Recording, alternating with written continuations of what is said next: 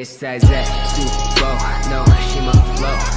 Yeah, yeah, yeah, yeah. It's that. Salut tout le monde, c'est Neocash34 et j'espère que vous allez tous très bien écouter par rapport à ça va nickel. Et aujourd'hui on se retrouve donc pour les pronostics de SummerSlam 2021. Donc le pay-per-view qui va donc nous accueillir ce samedi 21 août à l'Allianz Stadium de Las Vegas. Donc le PPV va donc commencer à 2h heure de Paris ou 20h heure de Montréal et sera donc diffusé sur le WWE Network si je dis pas de bêtises. Ok, donc concernant le pay-per-view, c'est un PPV vraiment attendu dans le sens où la WWE nous la hype comme le plus gros PPV de cette année, dépassant même WrestleMania. Donc pourquoi pas, c'est assez audacieux, mais pourquoi pas, j'ai envie de dire. SummerSlam, c'est vrai que c'est l'un des pay-per-views les plus appréciés, je pense, par les fans. Et du coup, je pense que ça paraît logique. Du coup, c'est sûr qu'on en attend beaucoup de ce pay-per-view. Et du coup, la carte est très importante. Alors, on a une carte plutôt pas mal, j'ai envie de dire. Alors, bien sûr, elle n'est pas parfaite. Et je pense qu'une carte parfaite, c'est compliqué quand même. Mais elle est vraiment pas mal pour le coup. Elle est vraiment pas mal. Et du coup, je vais donc commencer les pronostics avec le premier match. Donc, Alexa Bliss contre Eva Marie. Une rivalité plutôt... c'est un peu contradictoire. Enfin, je suis un peu mitigé. En gros, en fait, on a une rivalité qui, pour moi, elle est sortie un peu de nulle part. Un peu fade la rivalité, j'ai envie de dire. J'ai pas grand chose à dire là pour le coup sur cette rivalité. Alors pour le coup, le personnage d'Alexa Bliss est vraiment intéressant. Hein. Sur ce point, on est quand même assez d'accord. Mais personnellement, ces rivalités ne me donnent pas envie d'aller plus loin. Vous voyez, alors, c'est une rivalité comme une autre qui va se finir bien évidemment à SummerSlam. Hein. Je ne vois pas cette rivalité continuer au-delà de SummerSlam. Donc ouais, voilà. Du coup, c'est assez compliqué. Alors, à pronostiquer en soi, si la rivalité se finit, bon, logiquement, ça sera Alexa Bliss qui gagnerait. Mais après, on sait jamais. Hein, on pourrait aussi avoir une intervention de Doudrop.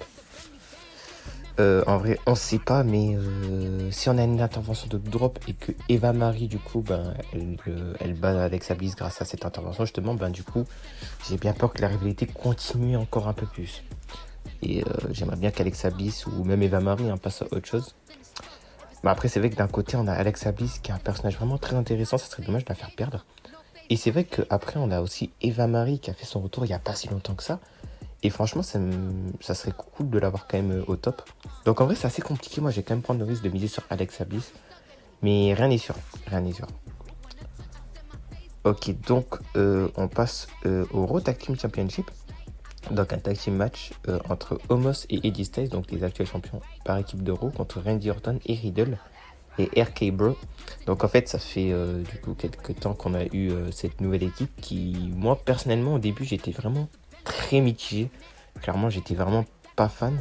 Mais c'est vrai qu'au fil du temps, j'ai commencé à m'attacher à cette équipe et au final, j'aime bien.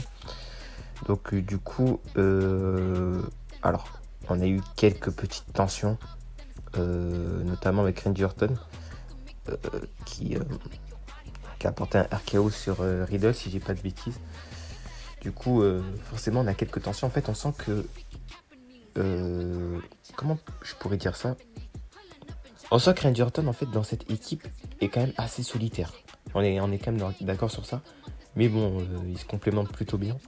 On a Riddle, le mec très extraverti, on va dire. Et d'un côté, on a Randy Orton un peu plus solitaire, un peu plus sérieux. Donc c'est vrai qu'on a un contraste très intéressant dans cette équipe. Et c'est ça que j'aime bien personnellement. Après, d'un côté, on a donc Omos et Eddie Styles. Omos qui est juste une machine, hein, on est d'accord. Eddie Styles, voilà. Alors là, franchement, très compliqué à pronostiquer. Sachant que Omos et AJ Styles, ça fait pas si longtemps que ça qu'ils sont champions par équipe de Raw. Moi, je pense que vu qu'entre Randy Orton et Riddle, il y a des tensions, à mon avis, ça va pas jouer en leur faveur. Et du coup, je vais quand même miser sur Omos et AJ Styles.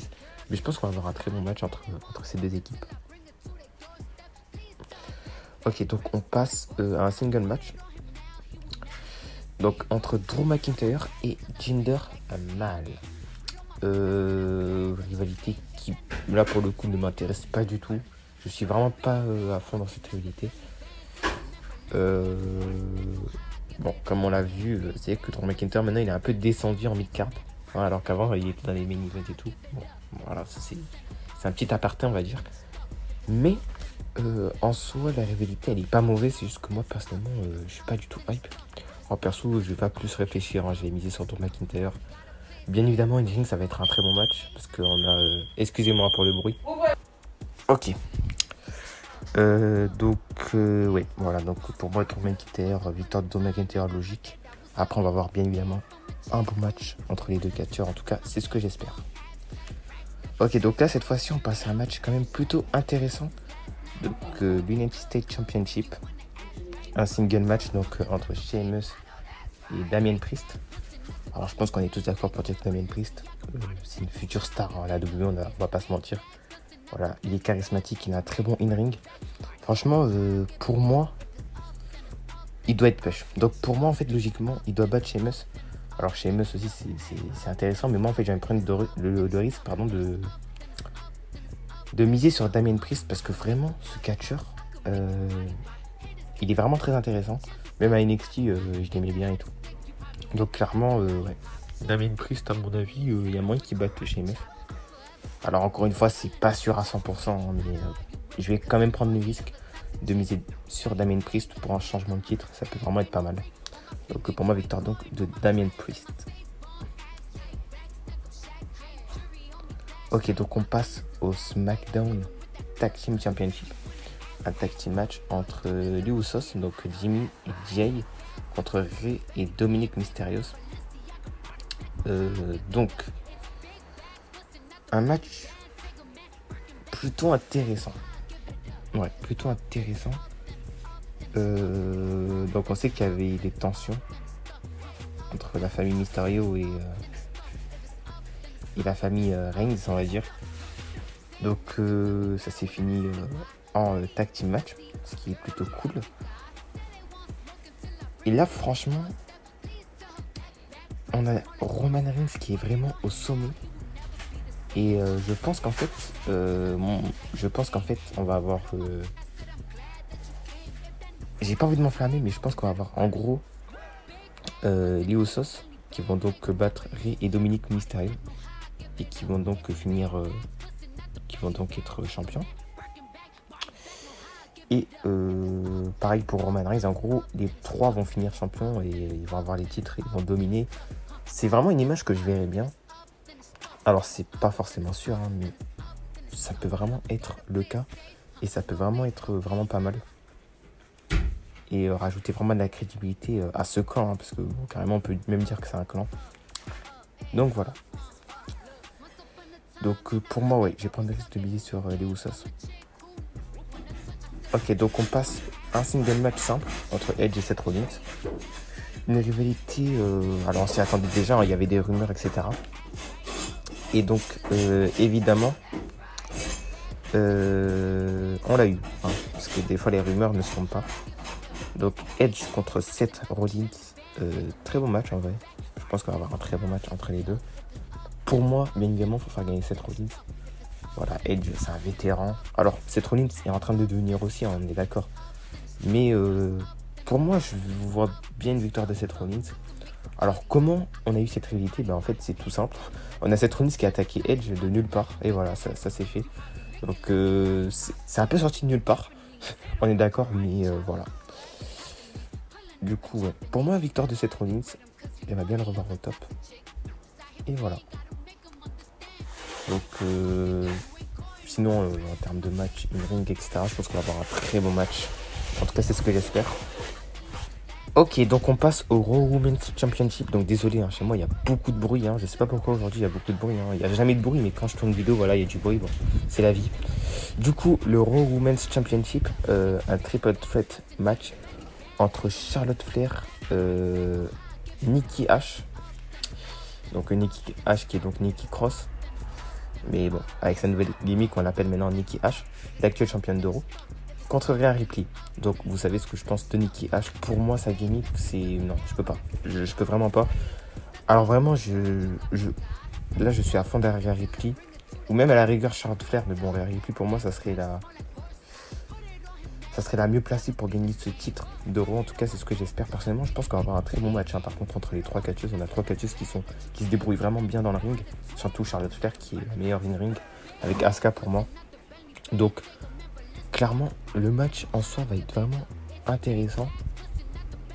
Mais pour moi, Nikki H va perdre son titre. C'est obligé avec sa gimmick et tout. Je pense que c'était juste un ring de transition, on va dire, pour donner le titre soit à Charlotte Flair, soit à Rhea Ripley, justement. Pour moi, donc, victoire de Rhea Ripley. Après, c'est pas impossible qu'elle conserve son titre, mais franchement, ça m'étonnerait beaucoup avec sa gimmick et tout. Moi, personnellement, je suis pas du tout fan. Donc, voilà. Pour moi, donc, victoire de Rhea Ripley. Ok, donc on avance et on passe donc au SmackDown Women's Championship. Un single match entre Bianca Belair, l'actuelle championne de SmackDown, contre Sasha Banks. Donc Sasha Banks, ça faisait assez longtemps qu'on l'avait pas vue. Hein, clairement, ouais, du coup on l'a vu récemment. Dernier épisode de SmackDown. Et du coup, assez compliqué à pronostiquer. Hein. Clairement assez compliqué à pronostiquer parce que... Alors j'ai misé quand même sur Bianca Belair, je pense. Parce qu'il y a des rumeurs comme quoi on pourra avoir une rivalité entre Bianca Belair et Becky Lynch. Et du coup, si les rumeurs s'avèrent vraies, logiquement, Bianca Belair doit conserver son titre. Même si, encore une fois, c'est pas impossible que Sasha Banks remporte le match. Ça serait vraiment une grosse surprise, hein, on est d'accord. Personne s'y attendrait. Enfin, moi, personnellement, je m'attends pas du tout à une victoire de Sasha Banks. Mais avec la WWE, tout est possible. Donc pour moi, victoire donc, de Bianca Belair. Et je pense que sinon, on va avoir un très bon match entre les deux catcheuses. Elles nous ont déjà offert de très bons matchs, donc sur ça je m'inquiète pas. Ok, donc on passe au WWE Championship entre Bobby Lashley, l'actuel champion de la WWE, hein, tout simplement, qui va donc être accompagné de MVP contre Goldberg. Une rivalité du coup, là pareil, un peu comme le cas Rollins Edge. On avait déjà des rumeurs comme quoi on allait avoir Bobby Lashley contre Goldberg. Les rumeurs se sont donc avérées vraies. Et du coup, on se retrouve donc avec ce match entre Bobby Lashley et Goldberg. Alors, bien évidemment, pour moi, il n'y a aucun suspense, mais on ne sait jamais, encore une fois. Victoire donc de Bobby Lashley, parce que Bobby Lashley, pour moi, là, en ce moment, c'est vraiment... Il est vraiment très bien construit. Hein. Clairement, la WWE, ça faisait longtemps avec Roman Reigns, ça n'avait pas construit autant bien la culture. Mais là, vraiment, Bobby Lashley est crédible. Voilà, là, on peut le dire, on n'est pas prêt de le dire. Bobby Lashley est crédible. Et clairement, pour moi, il va battre Goldberg, hein, haut la main, carrément. Voilà, je pense que même le match ne va pas durer très longtemps. Alors, bien évidemment, les matchs de Goldberg, généralement, ne durent pas très longtemps. En fait, c'est des matchs qui sont plutôt intensifs. Mais qui vont pas non plus durer 20 minutes quoi. Je pense que ça va être un match de quinzaine de minutes max. Mais voilà, pour moi donc victoire de Bobby Lashley. Et en fait clairement cette victoire de Bobby Lashley pourrait vraiment encore plus le crédibiliser. Parce que quand même battre Goldberg, voilà quoi. Et du coup ouais, ça peut vraiment être intéressant. Donc pour moi victoire de Bobby Lashley. Je ne vois vraiment pas un match très très long. Hein. Vraiment le match il va être assez court. On va avoir une bataille de spear et bon voilà quoi. Et enfin, on passe donc à ce qui devrait être le main event, le match attendu par tout le monde, évidemment. Roman Reigns, l'actuel champion de SmackDown, accompagné bien évidemment par Paul Heyman contre John Cena. Un match très intéressant. Et alors là, comme je vous l'ai dit, si dans le cas où les Usos battent les Mysterio, pour moi, Roman Reigns va battre John Cena. Par contre, on va pas enterrer John Cena comme ça parce que John Cena, il a quand même un record à battre. Il est égalité donc avec Ric Flair, il me semble. Et du coup, on pourrait faire gagner John Cena pour justement qui passe devant Ric Flair justement. Qui passe devant Ric Flair et ça peut vraiment être pas mal du tout pour John Cena. Alors évidemment, il faudrait qu'il batte Roman Reigns. Sauf que Roman Reigns en ce moment, il est très bien poussé. Et personnellement, moi, je ne vois pas Roman Reigns perdre d'ici tôt.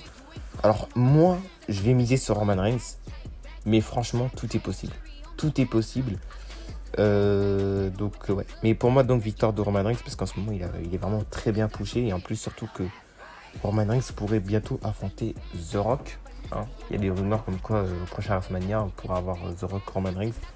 Donc franchement, faut le pêcher. Et du coup, pour ça, battre John Cena, ça pourrait vraiment encore plus le crédibiliser. Mais vraiment, dans ce match, tout est possible. Alors, in-ring, ça va être un match assez classique. Ça va pas être un match voltigeant et tout, ça va vraiment être classique, hein, vraiment. Mais ça va quand même être du bon catch, hein, attention. Donc, voilà.